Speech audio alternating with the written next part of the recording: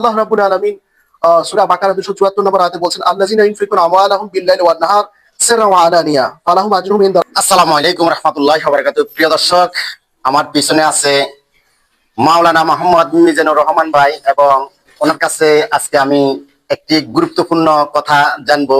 আপনারা আমার এই ভিডিওটি শেয়ার করবেন এবং যদি জানা থাকে আপনারা জানবেন। আমার এই ভিডিওর মাধ্যমে সবাই লাইক কমেন্ট শেয়ার করি আমার পাশে থাকবেন। আসসালামু আলাইকুম রাহমাতুল্লাহি ওয়া বারাকাতুহু। ওয়া আলাইকুম আসসালাম ওয়া রাহমাতুল্লাহি ওয়া বারাকাতুহু। হুজুর, আপনার কাছে আমার একটি গুরুত্বপূর্ণ কথা জানার দরকার। আপনি এলাকার মাধ্যমে যেমন অসহায় মানুষের পাশে এবং গরিব দুঃখীর মানুষের পাশে আমরা দেখি বা আমার ভিডিওর মাধ্যমে অনেকজনে দেখে, তো কিছু বাস্তবতা কিছু উঠে ধরেন এবং দান সদকা করেন এবং অন্য মারফতে আনে এবং দেন। তো এটার বিপক্ষে কিছু লোক আছে, যেমন আপনার কাছে একটি প্রশ্ন কোরআন হাদিস নিয়ে বলবেন। যেমন এই যে কতটুক মানে এটা ভিডিও করি যে ছাড়ি দিই মানুষকে দেখাই বা ভিডিওর মাধ্যমে উঠাই ধরি, তো কিছু লোক আছে অপছন্দনীয় করে। তো এটা সম্বন্ধে কোরআন হাদিসে কি বলে বা যদি একটু ব্যাখ্যা দেন, অনেকজনের জানবে বা আমাকে আর কেউ বলবে না, তো প্লিজ একটু বলেন। আলহামদুলিল্লাহ ওয়াসসালাতু ওয়াসসালামু আলা রাসূলিল্লাহ ওয়া আলা আলিহি ওয়া আসহাবিহি আজমাইন। আমি ধন্যবাদ জানাই জাকিরকে। বিশেষ করে টোটাল বিষয় হচ্ছে সে নিজে ভিডিওর মাধ্যমে বিভিন্ন মানুষের জনকল্যাণমূলক কাজগুলি প্রচার করে, যারা করেন বা যারা করতে চান তাদের বিষয়ে। তো এখানে আল্লাহ রাব্বুল আলামিন বলেন আল্লাযিনা ইউনফিকুনা ফিস সাররাই ওয়াদ দাররাই ওয়াল কাযিমিনাল গায়জ ওয়াল আফিনা আনিন নাস ওয়াল্লাহু ইউহিব্বুল মুহসিনিন। যে যারা মূলত ব্যয় করে প্রকাশ্য এবং গোপনে, এরপরে হচ্ছে মানুষকে ক্ষমা করে আল্লাহর কথা অনুযায়ী, এরপরে হচ্ছে আর ওয়াল আফিনা আনিন নাস, বিশেষ করে তারা মূলত মানুষদেরকে ক্ষমা করে, কল্যাণমূলক কাজ করে। আল্লাহু ইউহিব্বুল মুহসিনিন, নিশ্চয় আল্লাহ তারা যারা ভালো কাজ করে তাদেরকে পছন্দ করেন। আল্লাহ রাব্বুল আলামিন বিশেষ করে সূরা বাকারা 270 নম্বর আয়াতে বলছেন ওয়ামা আনফাকতুম মিন নাফাকাতিন আও নাযারাতুম মিন নাযারিন ফাইন্নাল্লাহা ইয়ালামুহু।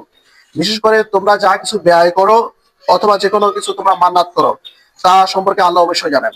তো আমি বিশেষ করে বলতে চাই, আমি যে কাজগুলি করি সেটা হচ্ছে মূলত আল্লাহকে সন্তুষ্ট করার জন্য। এরপরে আরো যারা দান করেন, যারা প্রচারের কথা বলতে চান, তাদের বিষয়গুলি আল্লাহ ভালো করে জানেন।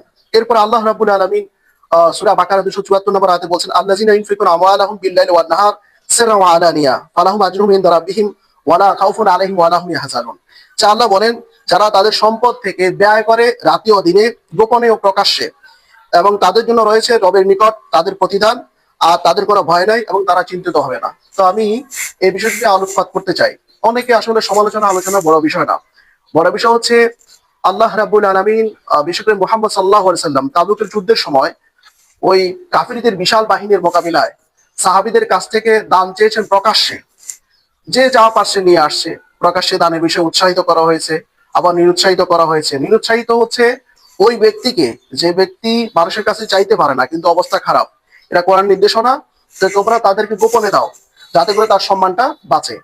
আর যারা মূলত আমরা যে কাজগুলি প্রকাশ্যে নিয়ে আসছি, এই জন্য নিয়ে আসছি মানুষ যেন উৎসাহিত হয়। আর আমি মনে করি আসলে আমার এই কাজে ব্যতীত হওয়ার কোনো দরকার নেই। আমি আসলে তাদের কাছে ক্ষমা চাই, যে আমি চাই এই কাজগুলি চলমান থাকুক এবং আমার দেখা দেখি বা আমাদের জাকিরের প্রচারণা দেখা দেখি মানুষ আরো জনকল্যাণমূলক কাজগুলি করো। অনেক লোক আছেন সুন্দর জামা পরে, সুন্দর চলে, আসলে ভিতর অবস্থা খুবই খারাপ।